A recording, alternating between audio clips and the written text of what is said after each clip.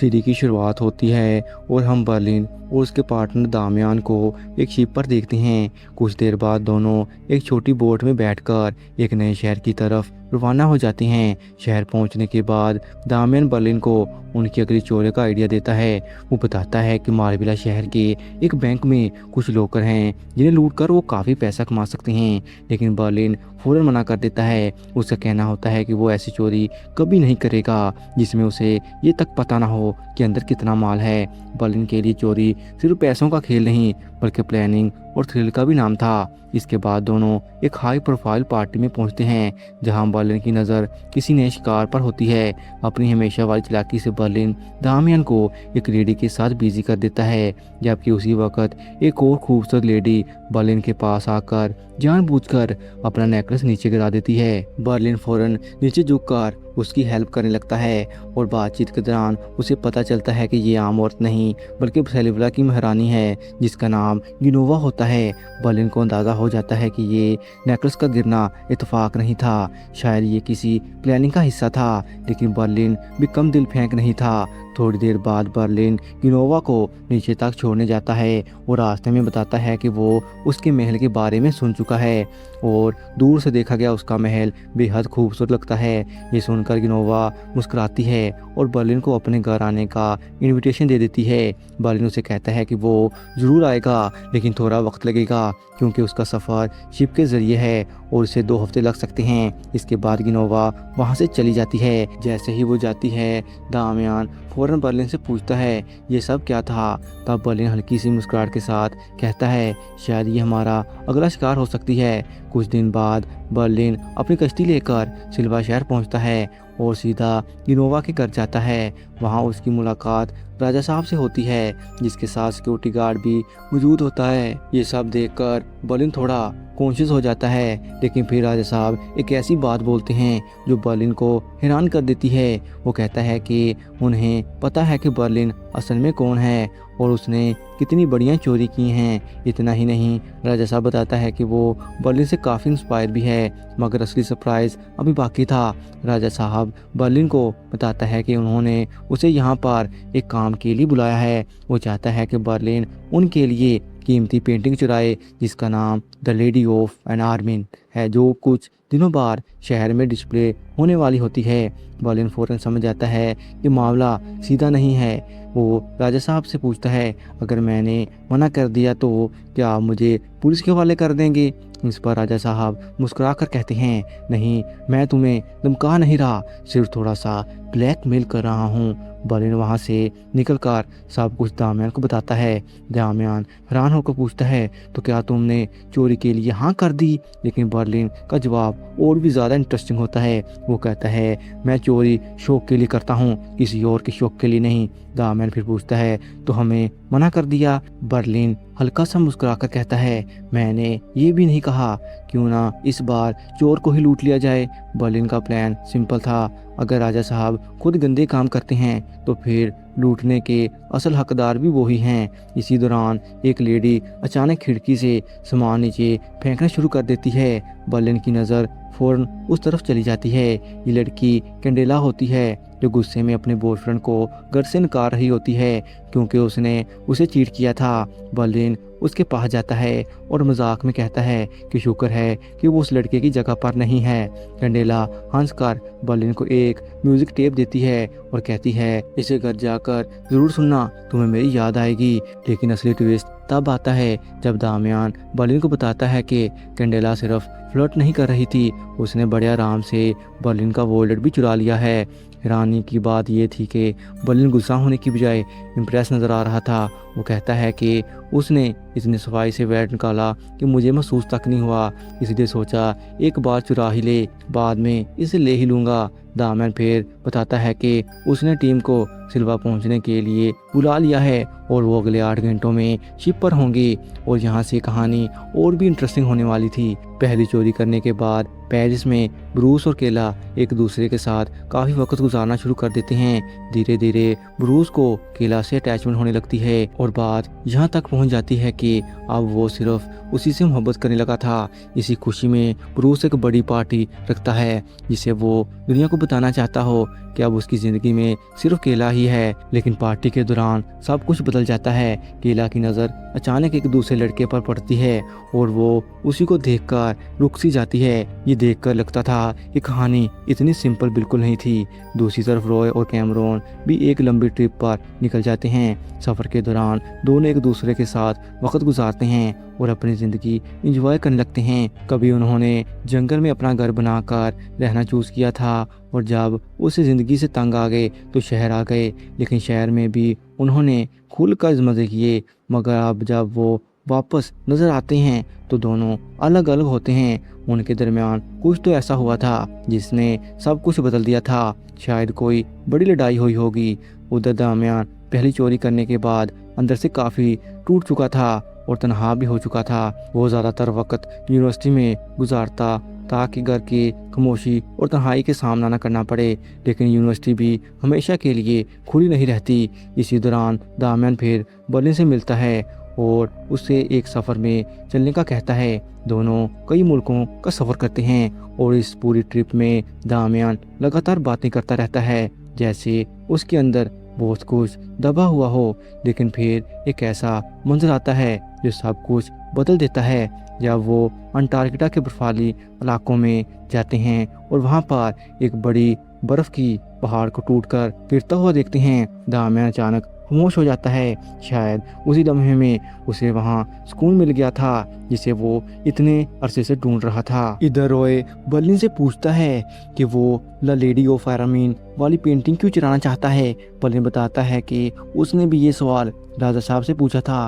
राजा साहब ने कहा था कि वो इस कीमती पेंटिंग को अपनी पर्सनल कलेक्शन में रखना चाहता है।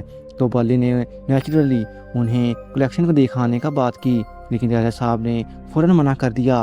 उन्होंने कहा, मैं एक प्रोफेशनल चोर को अपना कीमती सामान नहीं दिखा सकता। ये बात बर्लिन को कुछ हजम नहीं हुई। तभी दामियान भी सवाल उठाता है, हम ऐसी चोरी करने जा रहे हैं जहां हमें ये तक नहीं पता कि आखिर मिलेगा क्या। लेकिन बर्लिन का जवाब बिल्कुल उसके स्टाइल वाला था। वो कहता है, जो ये चोरी करना चाहता है वो कश्ती में रहे और जो नहीं करना चाहता वो भी चला जा सकता है। बर्लिन का कॉन्फिडेंस देखकर दामियान भी आखिरकार मान जाता है। शाम होते ही बर्लिन रॉय को लेकर कैंडेला के घर पहुंचता है और उसको दरवाज़ा खोलने का कहता है। रॉय अपनी स्किल से दरवाज़ा खोल देता है लेकिन बर्लिन अंदर जाने से पहले रॉय को वापस शिप पर जाने का कहता है।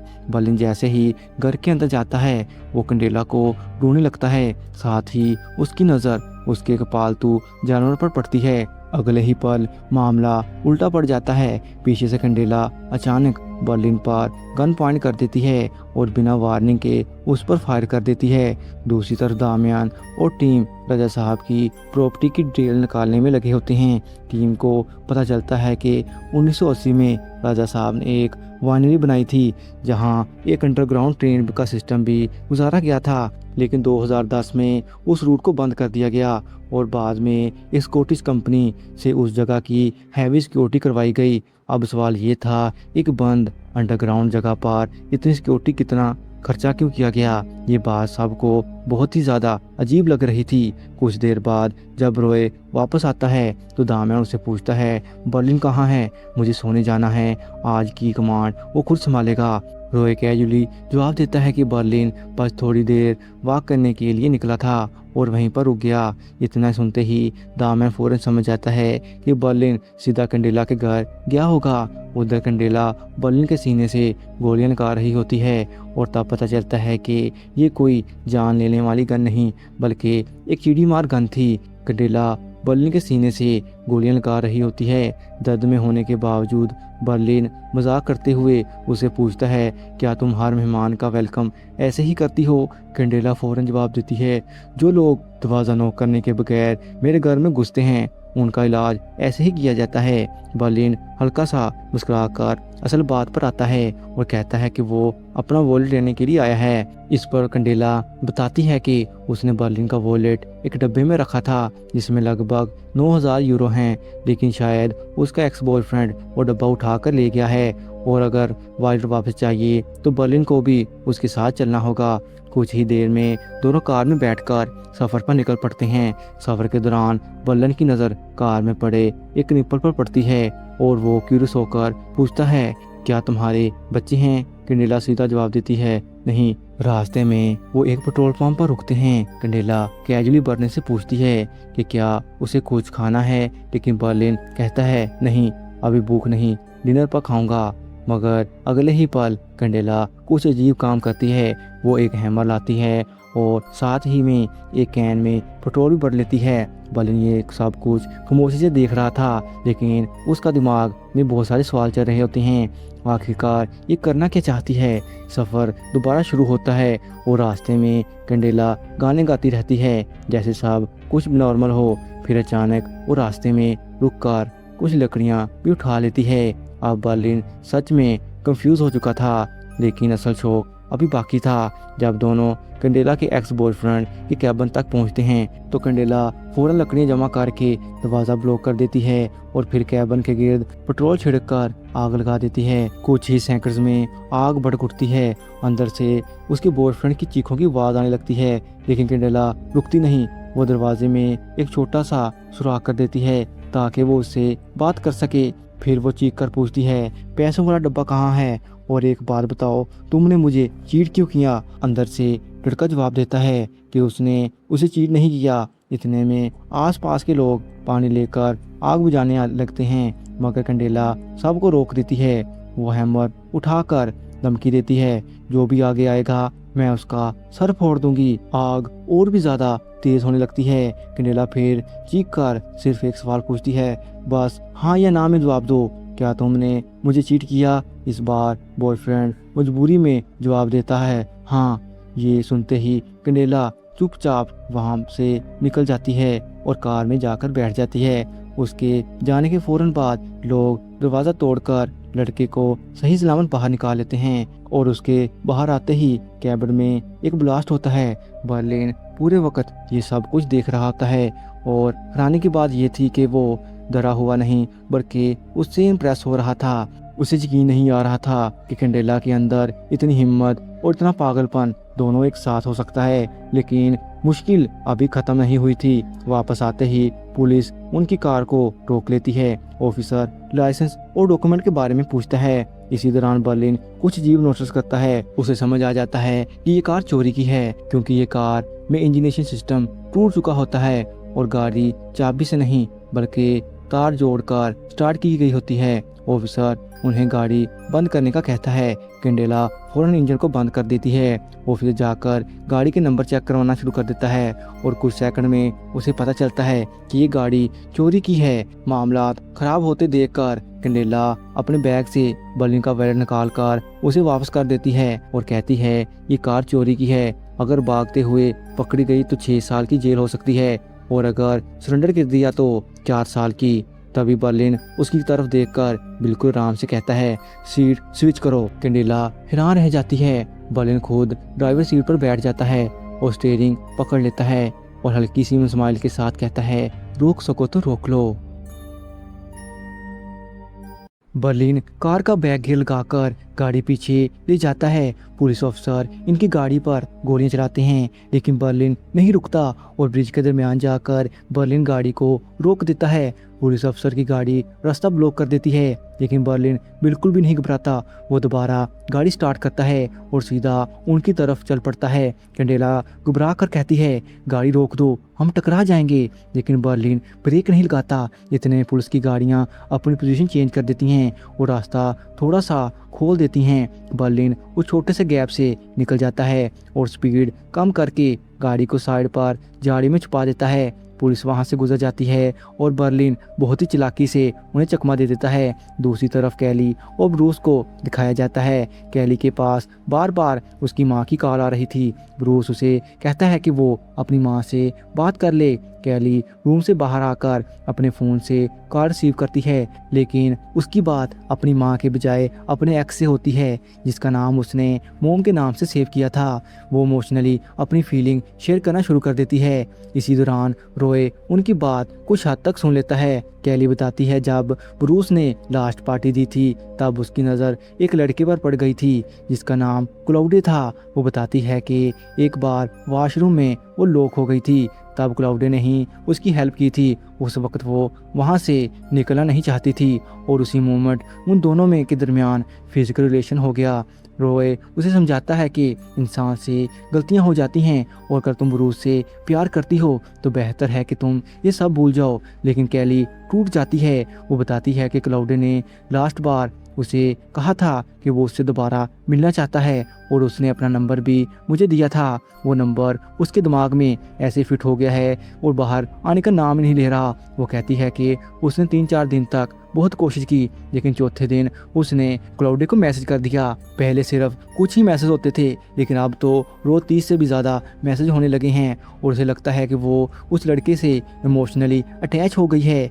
वो कंफ्यूज है कि अब उसे क्या करना चाहिए, क्योंकि वो ब्रूस के साथ भी है और क्लाउडे के ख्याल से भी निकल नहीं पा रही। अगले दिन बर्लिन सबको जगाता है और डाइनिंग टेबल पर बताता है कल रात क्या हुआ था। वो कैंडेला की ड्राइविंग और पुलिस से बचने वाला पूरा इंसिडेंट एक्सप्लेन करता है और ये भी कि कैंडेला से अट्रैक्शन हो गई है। वो कहता है कि कैंडेला जैसी लड़की ने उसकी ज़िंदगी बदल दी है। पहली बार 5 साल में किसी ने मुझे अपने हाथों से खाना खिलाया है। बर्लिन ओपनली कहता है कि उसे कैंडेला पसंद आ गई है, जबकि वो जानता है कि कैंडेला ने ही उसका वॉलेट चुराया था।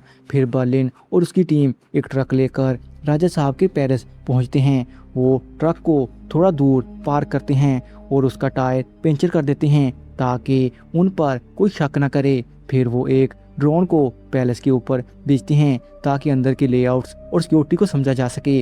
ड्रोन फुटेज से पता चलता है कि पैलेस की ग्रिड बहुत ही हैवी सिक्योरिटी है। बिजली की हाई वोल्टेज वायर लगी हुई हैं और आसपास मरे हुए जानवर भी दिखते हैं। इसका मतलब ये था कि किसी भी छोटी चीज़ को भी अंदर आने की इजाज़त नहीं। पैलेस के पास एक अस्तबल भी है जहां गार्ड्स हॉर्स राइडिंग कर रहे होते हैं। बर्लिन को अंदाज़ा हो जाता है कि ये सिक्योरिटी सिस्टम नॉर्मल नहीं है। वो टीम को ऑर्डर देता है कि पैलेस के अंदर किसी वेंटिलेशन या अल्टरनेटिव एंट्री पॉइंट को 30 मीटर के रेडियस में ढूंढे ताकि ऑक्सीजन और लाइट की सप्लाई का आइडिया लगाया जा सके।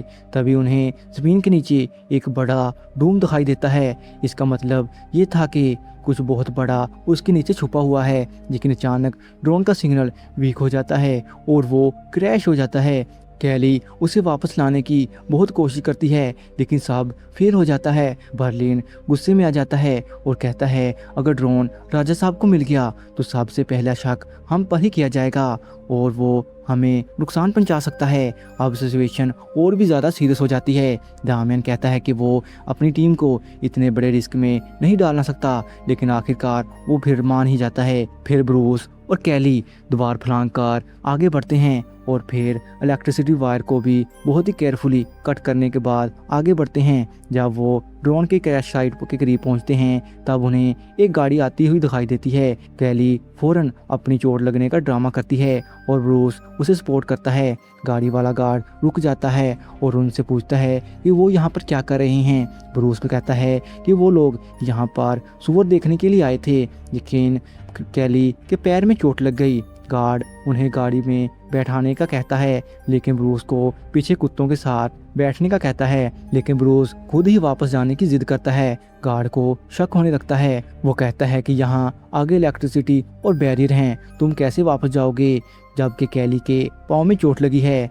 सिचुएशन टेंस हो जाती है। गार्ड जबरदस्ती करने लगता है, लेकिन ब्रूस गुस्से में एक पत्थर गाड़ी के शीशे में मारकर उसे तोड़ देता है। बाहर आते ही गार्ड गन पॉइंट कर देता है और ब्रूस के पांव पर गोली मार देता है और फिर पूछता है कि वो असल में यहाँ क्या करने के लिए आए हैं। ब्रूस मजबूरी में सब कुछ बता देता है कि वो राजा साहब के खजाने की इन्फॉर्मेशन कलेक्ट कर रही हैं। इतने में कैली अचानक गाड़ी उस गार्ड पर चढ़ा देती है और दोनों वहाँ से गाड़ी लेकर वापस आ जाते हैं। बर्लिन उस गार्ड को गाड़ी की डिग्गी में देखता है और फिर अपनी टीम को उसे भी साथ ले जाने का कहता है, क्योंकि अब उसे सब कुछ पता था, इसलिए वो अपनी जान को खतरे में नहीं डालना चाहते थे। शिप पर पहुंचकर उस गार्ड की तलाशी ली जाती है। उसके पास एक फ़ोन था। फिर वो उसके मैसेज और कॉल चेक करते हैं। अभी तक ना ही कोई मैसेज और ना ही कोई कॉल आई हुई थी। बर्लिन कहता है कि ये हमारे लिए बहुत बड़ा चांस है। वो डिसाइड करते हैं कि कल सुबह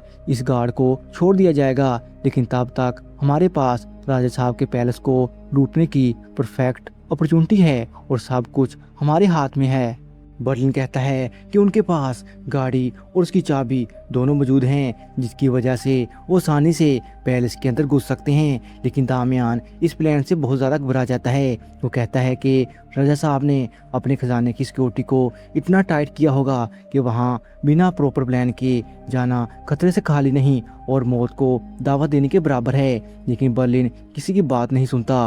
वो सबको एक एक गन दे देता है ताकि खतरा आने पर वो उसका मुकाबला कर सकें। वो सबको क्लियर इंस्ट्रक्शन देता है कि आज रात ही ऑपरेशन को एग्जीक्यूट किया जाएगा। उन्हें ये पता नहीं होता कि ये सारी बातें राजा साहब का गार्ड चुप करके सुन रहा होता है।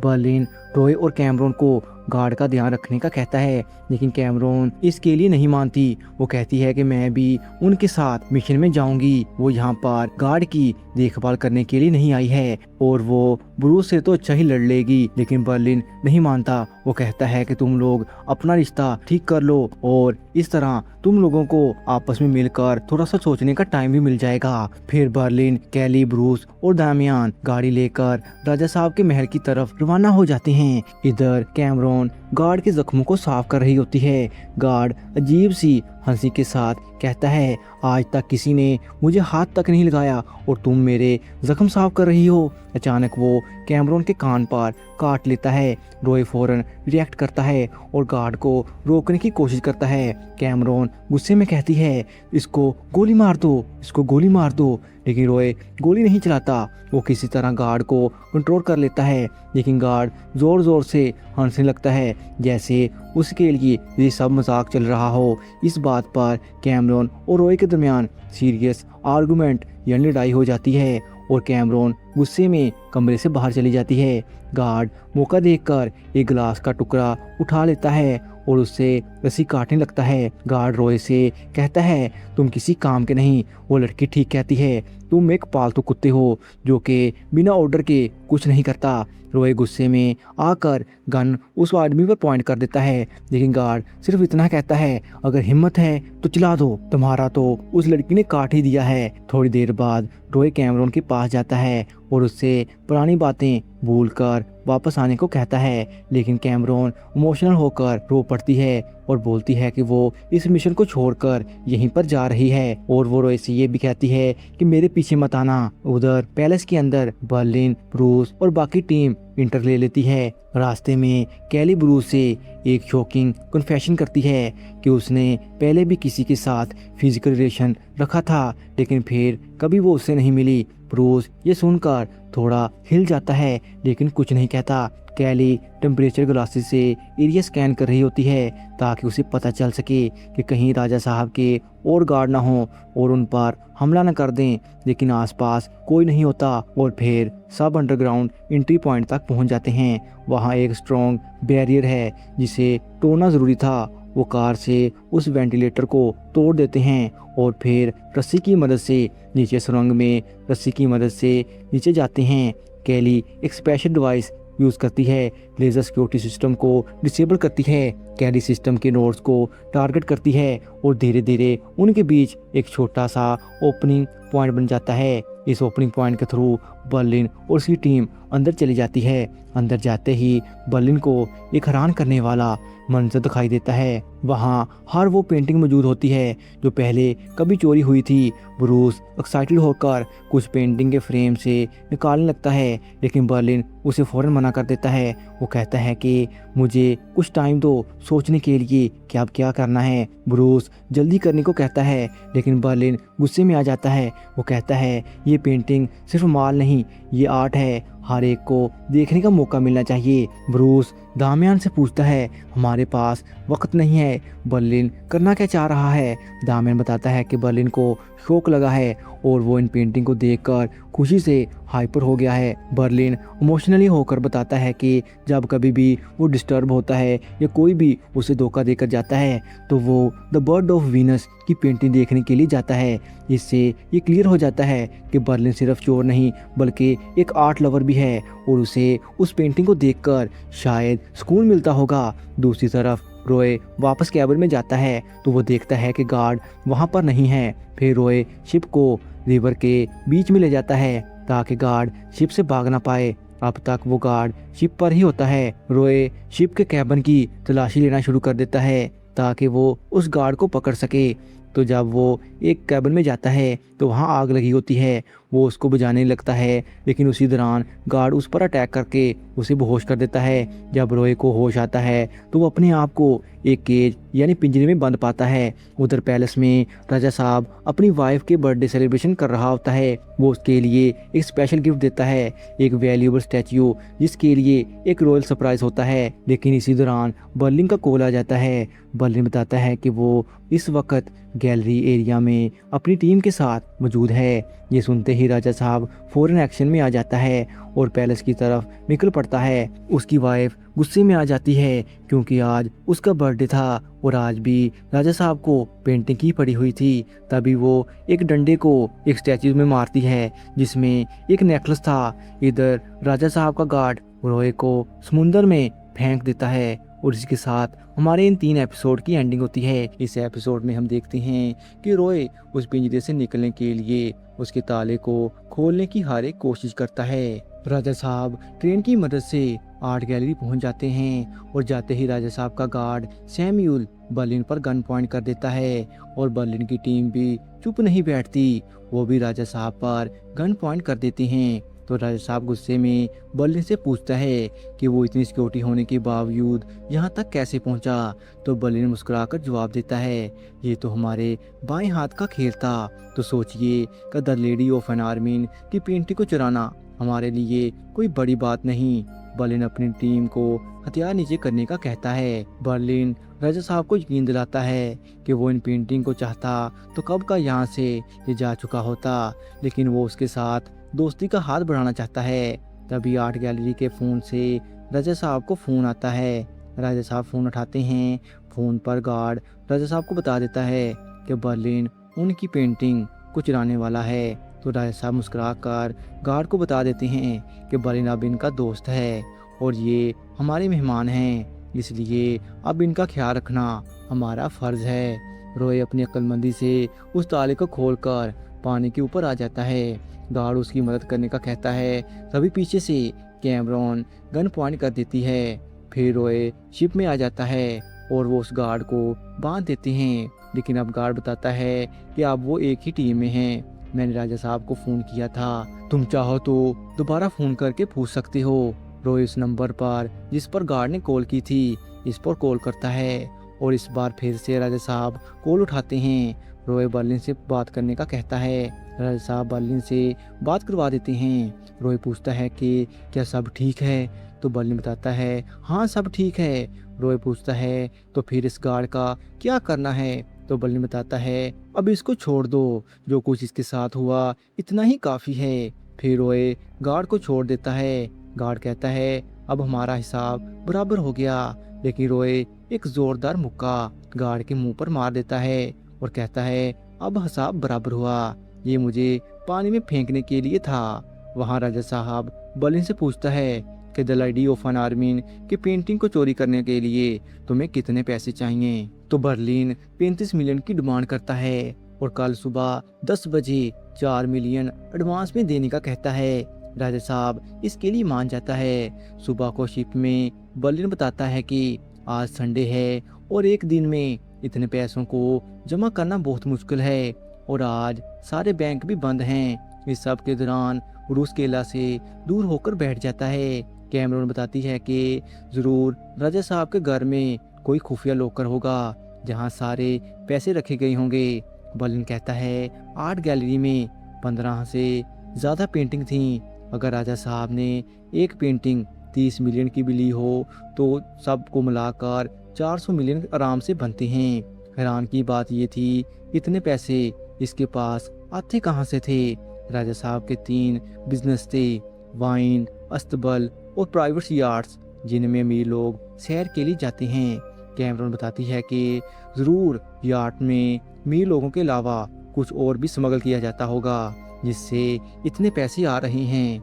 बर्लिन कैमरॉन और रोए को शिप में जाकर पता लगाने का कहता है, लेकिन कैमरॉन मना कर देती है। वो अकेले ही जाने की जिद करती है।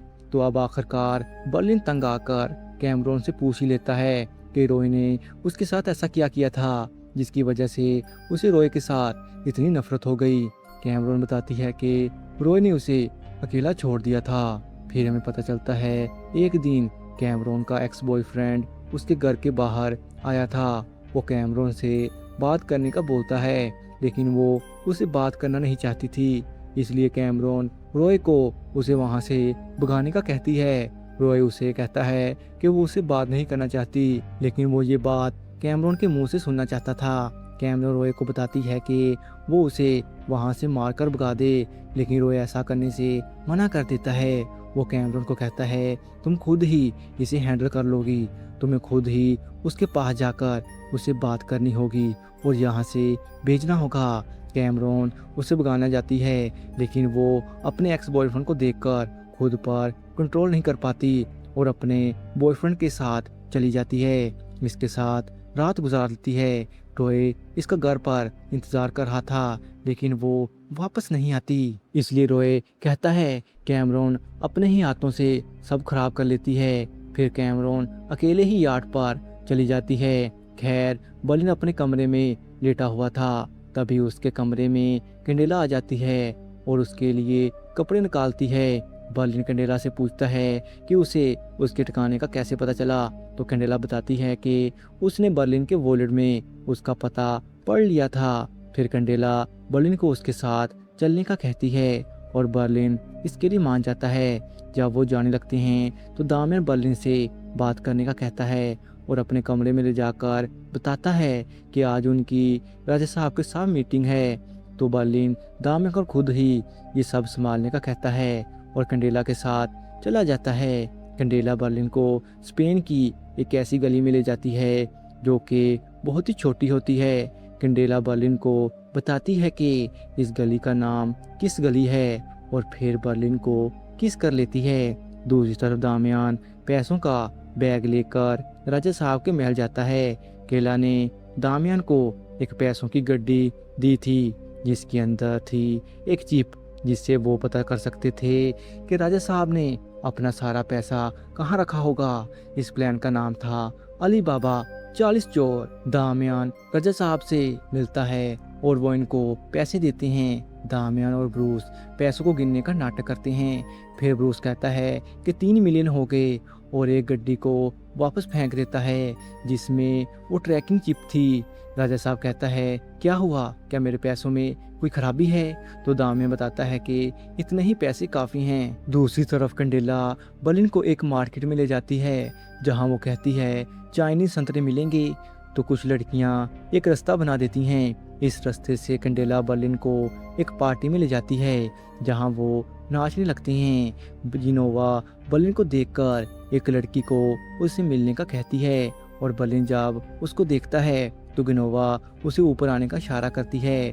गिनोवा सैम्यूल को कहती है कि वो उसके लिए एक ड्रिंक लेकर आए।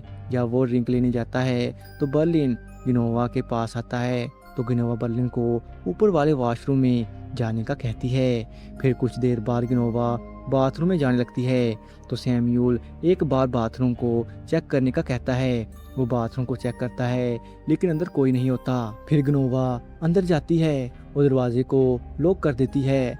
बर्लिन एक कुर्सी पर बैठा हुआ था।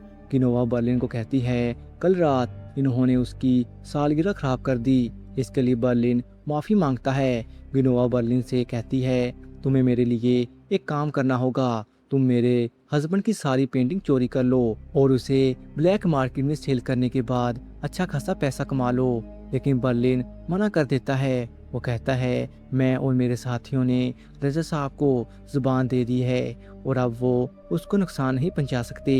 गिनोवा बताती है कि रजा साहब अब उस पर ध्यान नहीं देते और हर वक्त पेंटिंग के पीछे लगे रहते हैं। तो बर्लिन गिनोवा को बताता है इसका मतलब अब उनका प्यार तुम्हारे लिए मर गया है। लेकिन गिनोवा हार नहीं मानती और कहती है इस पार्टी से जाने से पहले इसको बर्लिन की हाँ चाहिए, वरना वो पुलिस को बता देगी और ये बर्लिन के लिए ठीक नहीं था। गिनोवा के जाने के बाद बर्लिन फौरन दामियन को कॉल करता है और उसे सीधा उस पार्टी में आने का कहता है और गिनोवा के दिमाग से पेंटिंग चुराने का ख्याल निकालने का कहता है।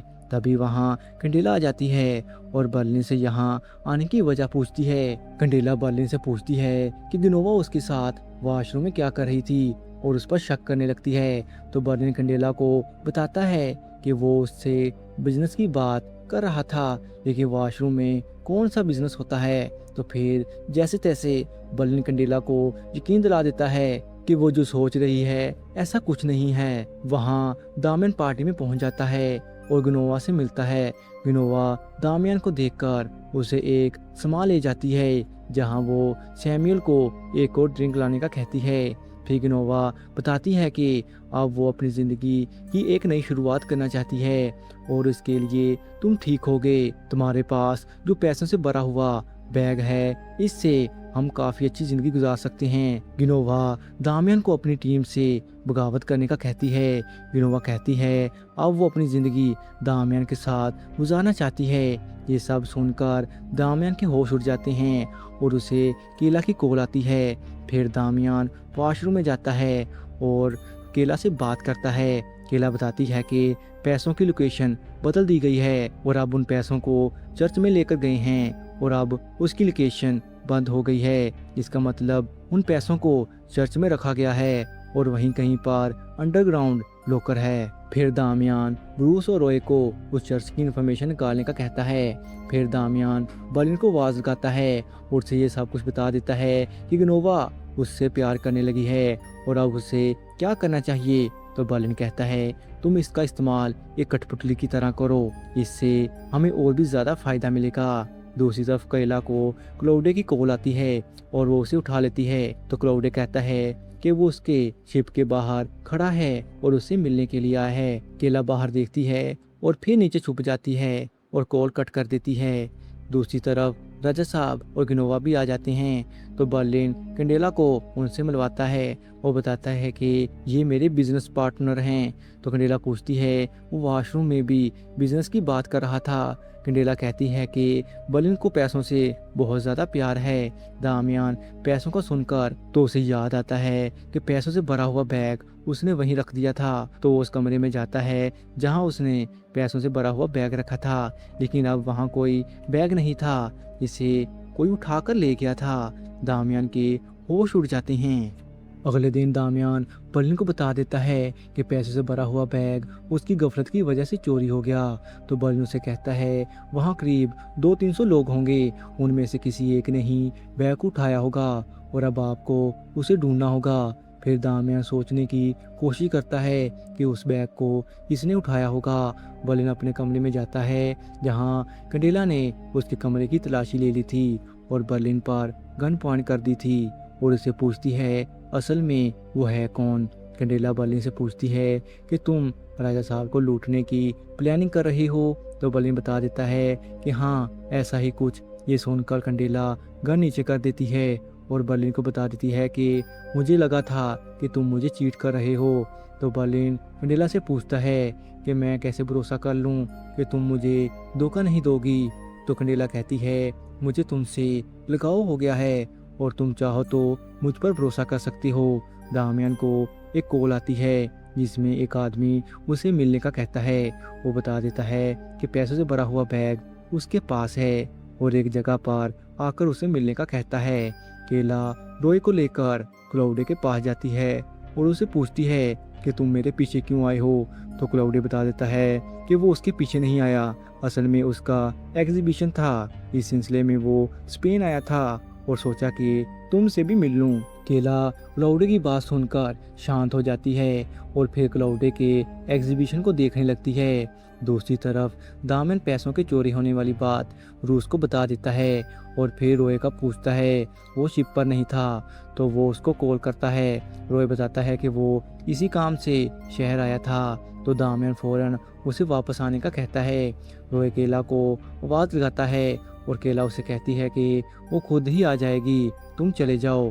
फिर रात को दामियान उस आदमी से मिलने जाता है, लेकिन असल में वो तो महारानी गिनोवा थी और उसे देखकर दामियान हैरान हो जाता है। गिनोवा उसे कुछ पैसे देती है जिसे दामियान देने से इनकार कर देता है और अपने हाथ ऊपर कर देता है। ब्रूस और रॉय ये सब देख रहे थे तो इन्हें लगा कि वो आदमी दामियन को गोली मारने लगा है, इसलिए वो शीशे तोड़कर ग्रीन हाउस में आ जाते हैं। लेकिन ग्नोवा डर से दामियन को जोर से पकड़ लेती है। दामियन इनको कुछ न करने का कहता है। फिर वो वापस शिप पर जाकर ब्रूस कहता है, राजा साहब पैसे दे रहे हैं और महारानी ने उन्हीं पैसों को वापस ले लिया, हमें ये चोरी छोड़कर कहीं और भाग जाना चाहिए। लेकिन दामियन कहता है वो सब ठीक कर देगा, किसी को भी कहीं जाने की ज़रूरत नहीं है। इधर राजा साहब ग्नोवा की चाल डाल देखकर समझ जाता है कि वो उससे नाराज़ है और उससे पूछता है कि तुम कहाँ गई थी। तो ग्नोवा बताती है कि वो बाहर टहलने गई थी। राजा साहब अपने गार्ड सैमुअल के पास जाता है और उससे पूछता है कि जब ग्नोवा वॉशरूम में गई थी तो क्या कोई अंदर था। तो सैमुअल बताता है कि उसने वॉशरूम को अच्छी तरीके से चेक किया था, अंदर कोई नहीं था। उधर दामियन बर्लिन के कमरे में जाता है जहां कैंडेला भी मौजूद थी। कैंडेला बताती है कि अब उसे सब कुछ पता है और वो भी अब उनकी टीम की मेंबर है, जो कुछ बताना है तुम बता सकते हो। तो दामियन बता देता है कि पैसे से भरा हुआ बैग महारानी के पास है और अब वो उसे सेक्सुअली और मेंटली तौर पर तंग कर रही है और ये सब उसके असूलों के खिलाफ है, इसलिए वो पैसों की खातर अपने असूलों को नहीं तोड़ सकता।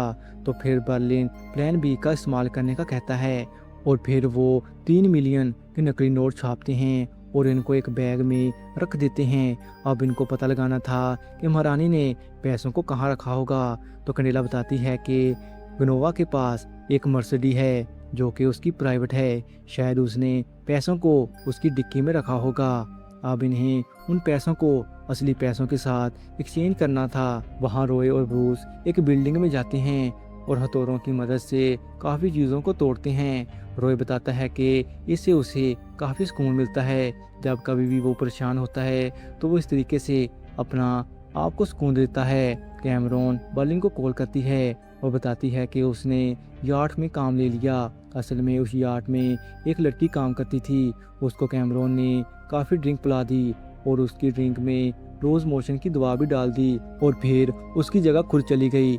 बर्लिन कैमरॉन को संभल कर रहने का कहता है और उनके नंबर पर उनका नाम की बजाय कोई कोड वर्ड इस्तेमाल करने का कहता है ताकि राजा साहब का शक इन पर ना जाए। फिर बर्लिन और उसकी टीम राजा साहब के महल जाते हैं जहां वो उनको काम करने के लिए एक प्राइवेट कमरा देते हैं। इस सब में विनोवा एक लेटर दामियन को देती है। फिर राजा साहब के जाने के बाद केला कमरे को स्कैन करती है, लेकिन कमरे में कोई भी कैमरा और माइक्रोफोन नहीं था। फिर केला घर के सारे कैमरों को हैक कर लेती है और बर्लिन बैग लेकर विनोवा की कार की तरफ बढ़ने लगता है। केला उसे गाइड करती है और बर्लिन उसकी कार तक पहुंच जाता है।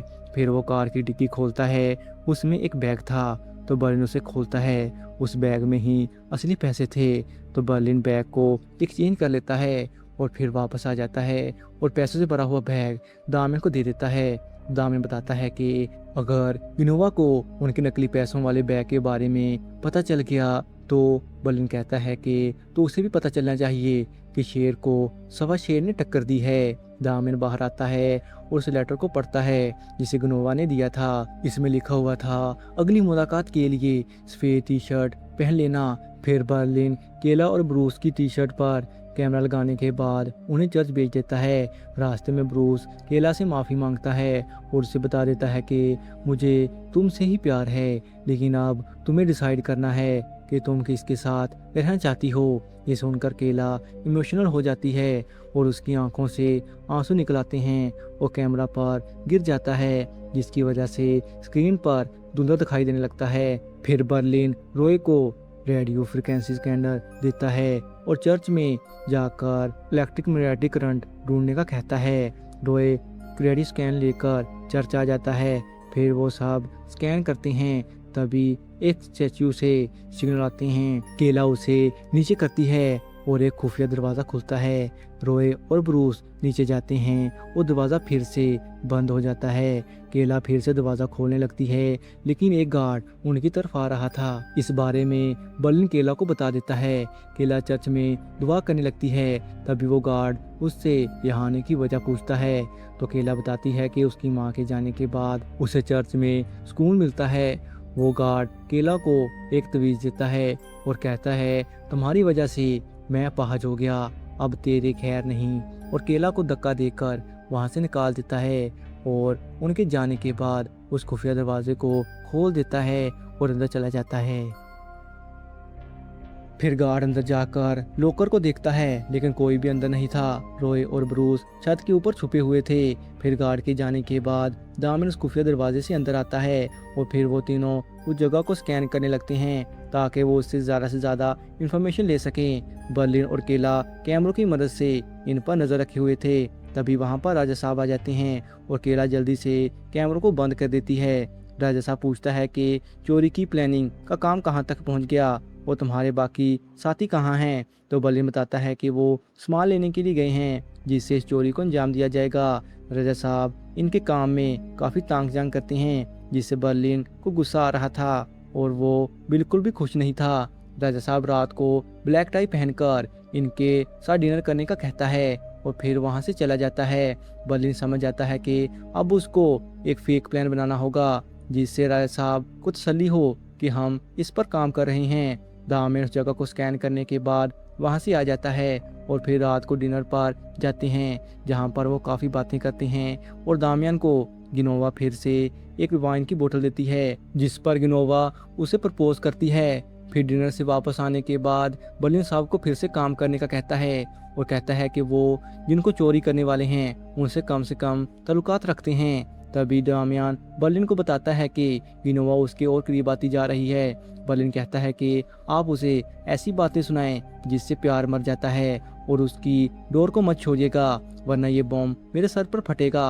केला उस लॉकर के स्कैनर से डेटा निकालती है। इससे इन्हें पता चलता है कि अंदर कोई भी लॉकर नहीं है। लॉकर की दीवारों के अंदर गैप था जिसमें शायद कोई गैस डाली गई थी और सिक्योरिटी काफ़ी ज़्यादा टाइट थी। बर्लिन कैंडेला के घर जाकर उससे मिलता है। तभी उसे कैमरोन की कॉल आती है तो वो बताती है कि जब यार्ड दुबई पहुंच गई तो लोग यार्ड से चले गए। फिर कुछ वक्त बाद उन्होंने क्रू को भी ये बताकर यार्ड से निकाल दिया कि यार्ड के अंदर इलेक्ट्रिकल सर्किट लगा है, इसलिए क्रू को कुछ देर बाहर ही ठहरना होगा। कैमरोन इस यार्ड के इर्द गिर्द घूमती रही। तभी उसे पता चला कि इस यार्ड में नाइजीरियन चावल रखे गए हैं लेकिन यार्ड में पहले नाइजीरियन चावल नहीं थे।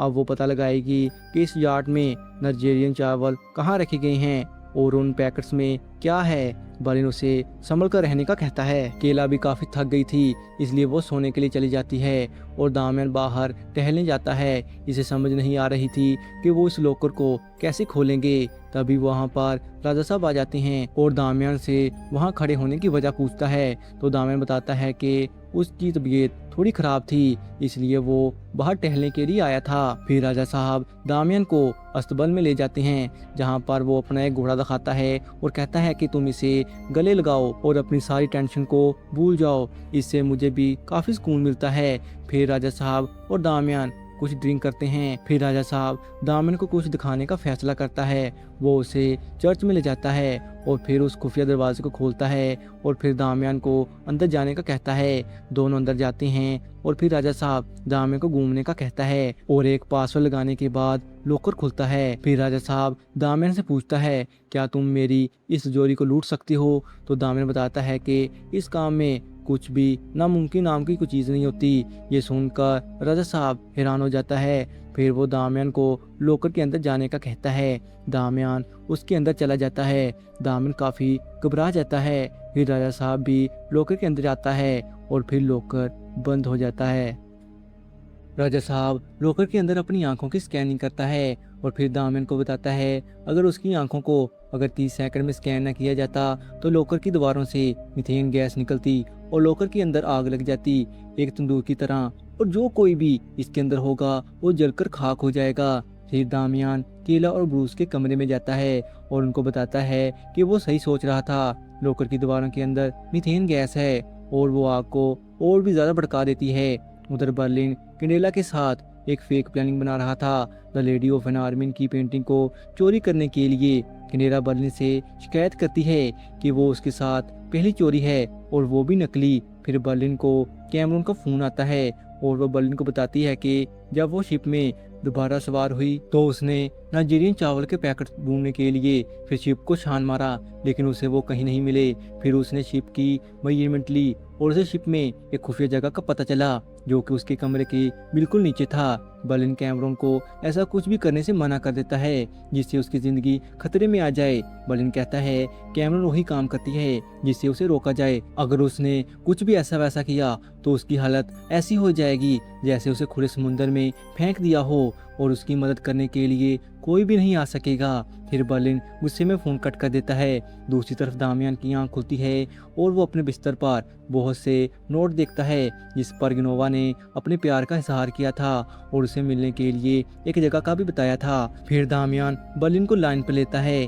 और अपनी टीम को बताता है कि राजा साहब के लॉकर को लूटना बहुत मुश्किल है। पहले तो इस लॉकर को पासवर्ड से खोलना होगा और फिर इसके अंदर जाने के बाद राजा साहब की आंखों की स्कैनिंग होगी और अगर वक्त रहते इसकी आंखों की स्कैनिंग ना हुई तो इसके अंदर बेहद खतरनाक आग लग जाएगी और इससे बचना बहुत मुश्किल है। बर्लिन फोन पर ये सब सुन रहा था।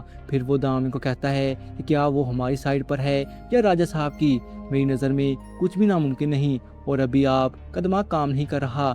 शायद आपको राजा साहब से लगाव हो गया है और आप उस चोरी से मुंह फेर रहे हैं। फिर दामियान कहता है हाँ शायद वो कुछ ज्यादा ही इमोशनल हो गया था। बर्लिन बार बार पैसे देने जाता है तभी वहाँ एक लड़की बर्लिन का बिल दे देती है। जब वो उस लड़की को देखता है तो वो कमीली थी। वो बर्लिन को साथ चलने का कहती है लेकिन बर्लिन जाने से मना कर देता है। कमीली बर्लिन को गन पॉइंट करके वहाँ से अपने साथ ले जाती है। वहाँ दामियान बताता है कि उस लॉकर के अंदर 600 डिग्री से भी ज्यादा गर्मी होगी। इसके लिए उन्हें एक खास सूट बनाना होगा जो कि इस गर्मी को सह सके। दामियान ब्रूस और रोए को सूट पहनकर अंदर जाने की जिम्मेदारी देता है।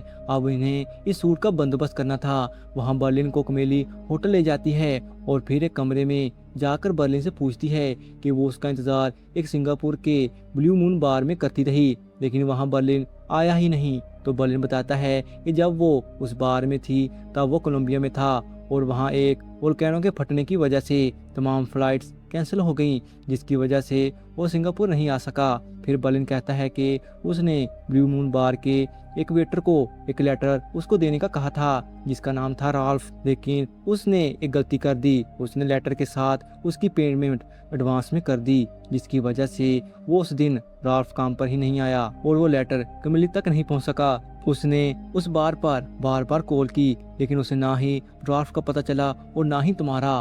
कमेली कहती है वो अभी भी उससे प्यार करती है और बर्लिन के करीब जाने लगती है और लेकिन बर्लिन पीछे हट जाता है। वो बताता है कि अब वो आगे बढ़ चुका है, इसकी जिंदगी में अब किसी और ने जगह ले ली है। कैंडेला बर्लिन को ढूंढते हुए उस होटल में आती है और फिर उस कमरे में चली जाती है जहां बर्लिन और कमेली एक दूसरे के साथ लिपटे हुए थे। कैंडेला बर्लिन को कमेली के साथ देखकर टूट जाती है और बर्लिन से कहती है इसने भी उसे चीट कर दिया। बर्लिन समझाने की कोशिश करता है लेकिन कैंडेला गुस्से में थी और कुछ भी सुनने से मना कर देती है और वहां से अपना रिश्ता तोड़कर चली जाती है। सीन शिफ्ट होता है और हम दामियान को देखते हैं। वो गिनोवा के लिए डिनर बनाता है और फिर गिनोवा के आने के बाद उससे साथ बैठकर खाना खाने का कहता है लेकिन गिनोवा इस पर गुस्सा थी। उसे पता चल चुका था जो पैसे उसके पास थे वो असली में नकली थे। गिनोवा दामियान से पूछती है अगर उसके पास असली पैसे थे तो वो उसके साथ अच्छे बनने का नाटक क्यों कर रहा था।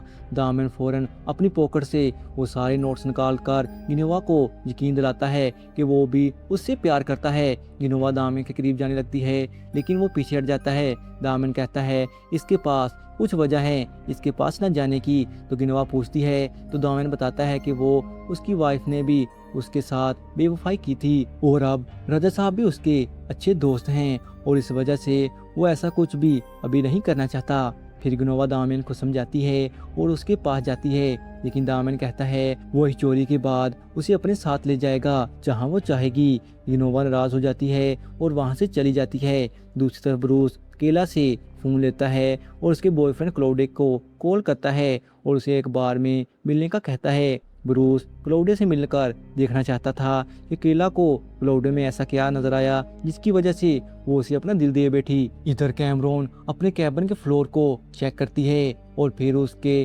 फ्लोर को मशीन की मदद से उसमें एक सुराख बनाती है। वहां बर्लिन और उसकी टीम गन ले लेते हैं। बर्लिन कहता है उसे थोड़ा जरूरी काम है और उसे कहीं जाना है। ब्रूस, केला और रोए फायर प्रूफ सूट लेने जाते हैं। दामियान इस लॉकर को खोलने पर काम करता है। एक गाड़ी को आग लगी हुई थी और फायर ब्रिगेड इसको बुझाने आती है। वो गाड़ी में एक आदमी को देखते हैं और उसे बाहर निकाल कर आग बुझा देते हैं। असल में वो एक पुतला था जिसे देखकर वो लोग हैरान हो जाते हैं। तभी पीछे से ब्रूस, केला और रोए फायर ब्रिगेड की गाड़ियां लेकर वहां से भाग जाते हैं। असल में वो इस गाड़ी के सामान की मदद से फायर प्रूफ सूट बनाएंगे। बर्लिन कंडेला के गांव जाता है और वहां पहुंचकर कंडेला से मिलता है और उसे कहता है कि वो उसके बिना नहीं रह सकता। अगर उसे लगता कि बर्लिन ने उसे धोखा दिया है तो वो उसे अब तक जिंदा ना छोड़ती, वो उसे आग लगा देती। बर्लिन उसे सब कुछ सच सच बता देता है कि वो एक पेशेवर चोर है और उसका असल नाम एंड्रिस है और उसका एक बेटा भी है और वो उससे बहुत प्यार करता है। तभी कंडेला का बाप और उसका भाई बर्लिन पर गन पॉइंट कर देते हैं और उसे वहां से जाने का कह देते हैं। बर्लिन जाने से इनकार कर देता है और अपनी गन निकाल कर उन दोनों पर पॉइंट कर देता है। कंडेला ये देखकर बर्लिन को गन नीचे करने का कहती है, लेकिन बर्लिन उसे अपनी पॉकेट में हाथ डालकर कुछ निकालने का कहता है। कंडेला बर्लिन की पॉकेट में हाथ डालती है। इसमें एक रिंग थी जिसे देखकर कंडेला बर्लिन को माफ कर देती है और उसे किस करती है और दोनों गन नीचे कर देते हैं। इस एपिसोड में प्रोफेसर बर्लिन से मिलता है और बर्लिन प्रोफेसर को बताता है कि वो फिर से शादी कर रहा है। प्रोफेसर बर्लिन की शादी का सुनकर हैरान हो जाता है क्योंकि ये बर्लिन की चौथी शादी थी। वहाँ दामियान अपना काम कर रहा था। इसके पास महारानी गुनोवा आती है और दामियान से कहती है कि वो इसका इतना लंबा इंतजार नहीं कर सकती।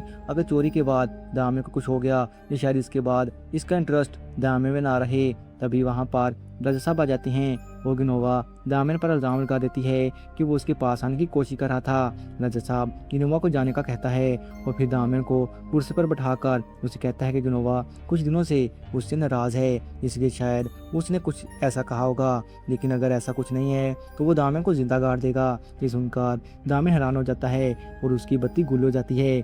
वहाँ बर्लिन प्रोफेसर को बताता है कि वो राजा साहब को लूटने वाला है और उसने एक फेक प्लान भी बनाया है जिससे वो यकीन दिलाएगा कि वो असल में लियोनार्डो की पेंटिंग द लेडी ऑफ अनार्मिन को चुराने वाला है। लेकिन प्रोफेसर बर्लिन को कहता है ये तो उनके असूलों के खिलाफ है। तुमने जो वादा किया है तुम्हें इसे पूरा करना चाहिए। अगर राजा साहब के पास कुछ खोने के बाद भी कुछ बचेगा तो ही वो सुकून से बैठेगा, वरना वो बर्लिन और उसकी टीम को नुकसान पहुंचाने की कोशिश करेगा। बर्लिन इस बात से एग्री करता है और द लेडी ऑफ अनार्मिन की पेंटिंग राजा साहब के लिए चुराने के लिए मान जाता है। दामियान को सोचता है और फिर गिनोवा के कमरे में जाता है और उसके साथ फिजिकल हो जाता है। तो गिनोवा पूछती है कि इसका प्लान कैसे बदल गया। तो दामियान बताता है कि उसका हस्बैंड पहले भी उसे मारने ही वाला था। तभी दरवाजे पर दस्तक होती है और सैमुअल राजा साहब की चाबी लेने आया था, लेकिन गिनोवा कहती है कि वो कपड़े चेंज कर रही है, कुछ देर बाद आना। इस तरह दामियान की सांस में सांस आती है। उधर ब्रूस केला के बॉयफ्रेंड क्लाउडिया से मिलता है और वो पार्टी को एंजॉय करते हैं। फिर वहां से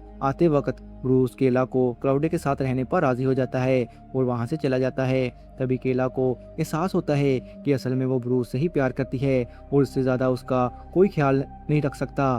केला इस सब के बारे में क्लाउडिया को भी बता देती है और फिर ब्रूस से माफी मांगती है और उसके साथ ही रहने का फैसला करती है। वहाँ कैमरॉन अपने कमरे के कैबिन में सुराख करने के बाद उस खुफिया कैबिन में पहुंच जाती है और चाकू की मदद से एक चावल के पैकेट को खोलती है। वो पैकेट खाम हीरो से भरा हुआ था। शिप में एक झटका लगता है समुद्र की तूफानी लहरों की वजह से और शिप के एक आदमी को हीरो के गिरने की आवाज आती है और वो जल्दी से नीचे जाता है इस कैबिन को खोलकर देखने के लिए।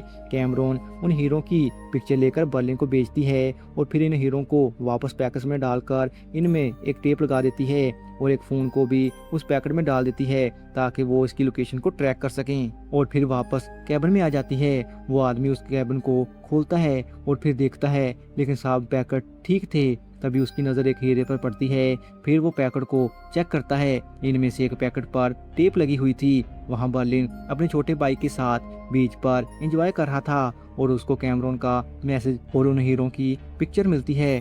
दूसरी तरफ कैमरॉन के कैबिन के नीचे से आवाज़ आने लगती है, कोई अंदर आने की कोशिश कर रहा था। कैमरॉन मोबाइल से सारी तो इन्फॉर्मेशन डिलीट कर देती है और फिर दरवाजे को खोल देती है। कैप्टन अंदर आता है और कैमरॉन को सब कुछ सच सच बताने का कहता है, लेकिन कैमरॉन बताती है कि वो एक आम सी चोर है और इस शिप पर चोरी करने के लिए आई थी। कैप्टन कैमरॉन से उसका मोबाइल ले लेता है और फिर कहता है जब वो दोबारा आएगा तो मुझे सब कुछ जानना है कि तुम किस गैंग से हो, वरना इसको समुंदर में कहीं भागने का मौका नहीं मिलेगा। और कैप्टन के जाने के बाद एक आदमी कैमरॉन के कमरे में जाता है। वहां बर्लिन अपनी टीम को बताता है कि राजा साहब के पास इतना पैसा आता कहाँ से था, इसका राज से मिल गया है। राजा साहब की शिप में हीरो की तस्करी की जाती है और एक हीरा 100 यूरो का मिलता है, जिसे तराशने के बाद मार्केट में 70,000 यूरो से भी ज़्यादा की कीमत में बेचा जाता है। बर्लिन बताता है कि वो पहले इस पेंटिंग को चलाएंगे और फिर राजा साहब के खजाने को। बर्लिन की टीम ने एक फायर प्रूफ सूट भी बना लिया था। कैमरॉन को कैबिन में बांधा हुआ था। वो चाकू की मदद से उन रस्सियों को काटती है और फिर हीरो के पैकेट से खून निकाल कर पुलिस को कॉल करने की कोशिश करती है, लेकिन वहां सर्विस नहीं आ रही थी। इसके बाद कैमरॉन रॉय के लिए एक मैसेज छोड़ती है और उससे माफ़ी मांगती है। जो कुछ भी उसने उसके साथ किया वो गलत था। वहां दामिन बताता है कि लॉकर की आग से बचने के बाद इन्हें तिजोरी को खोलना होगा और उस तिजोरी को खोलने के लिए हमें राजा साहब की चाबियों की जरूरत होगी। इन चाबियों को कैंडेला चोरी कर लेती है और राजा साहब से चाबियां बदल लेती है और अब इनके पास सारा सामान मौजूद था इस चोरी को करने के लिए।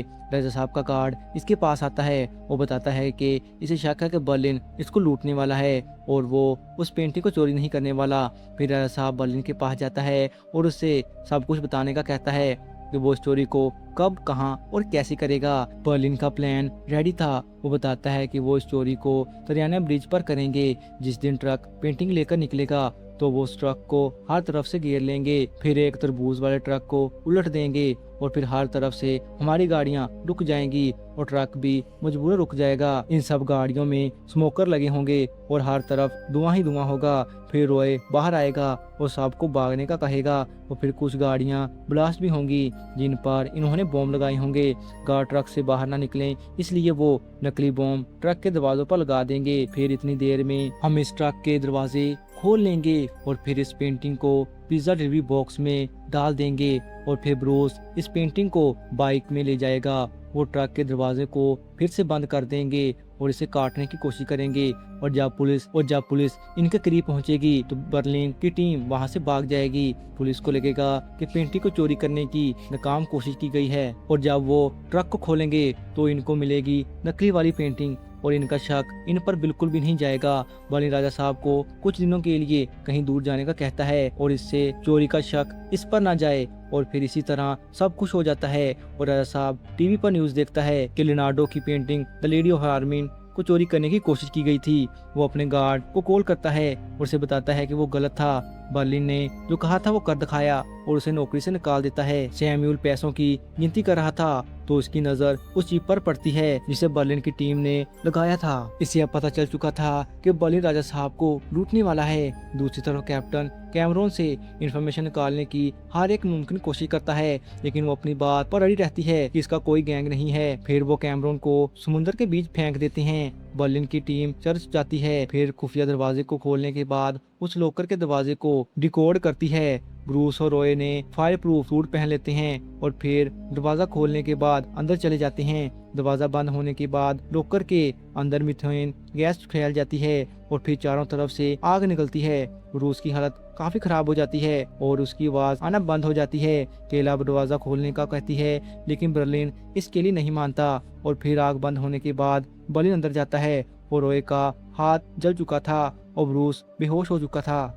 बर्लिन उसे होश में लाता है और फिर उन दोनों को बाहर निकालने लगता है। तभी दरवाजा फिर से बंद हो जाता है, लेकिन इस बार लॉकर के अंदर आग नहीं लगती। फिर वो तिजोरी को चाबी की मदद से खोलते हैं। वहाँ काफी सारा पैसा पड़ा हुआ था।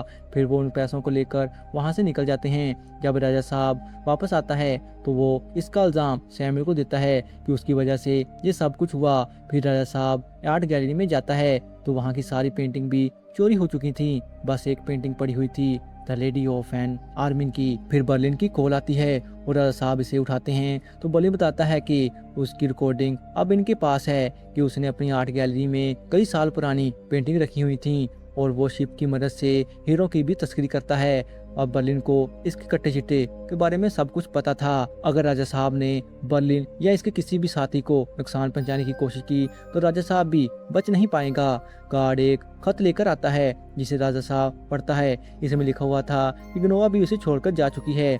राजा साहब का गार्ड इनको ढूंढने का कहता है, लेकिन राजा साहब मना कर देता है। सैम्यू को सब कुछ पता था, लेकिन वो ये सब इसलिए होने देता रहा क्योंकि उसको राजा साहब की अटेंशन चाहिए थी। इसलिए एक बार वो ये सब कुछ बर्बाद होने देता है। बर्लिन और उसकी टीम को कैमरून की मौत का खबर मिलती है कि समुद्र में वो गिरकर उसकी मौत हो गई थी। बर्लिन इसका जिम्मेदार खुद को समझता है, लेकिन दामियन बताता है कि शिप पर अकेले जाना उसकी खुद की मर्जी थी, इसमें तुम्हारा कोई कसूर नहीं था। रोए को कैमरून का आखिरी मैसेज मिलता है जिसमें वो उससे माफी मांग रही थी और रोए उसे माफ कर देता है। फिर अगले सीन में बर्लिन की शादी कंडेला से हो रही थी और रोए की दोस्ती कैमिली से हो जाती है। और इसी के साथ हमारे इस सीजन की एंडिंग होती है। अगर आपको हमारी एक्सप्लेनेशन पसंद आई हो तो इस चैनल को सब्सक्राइब करके अपना प्यार जरूर दिखाइएगा।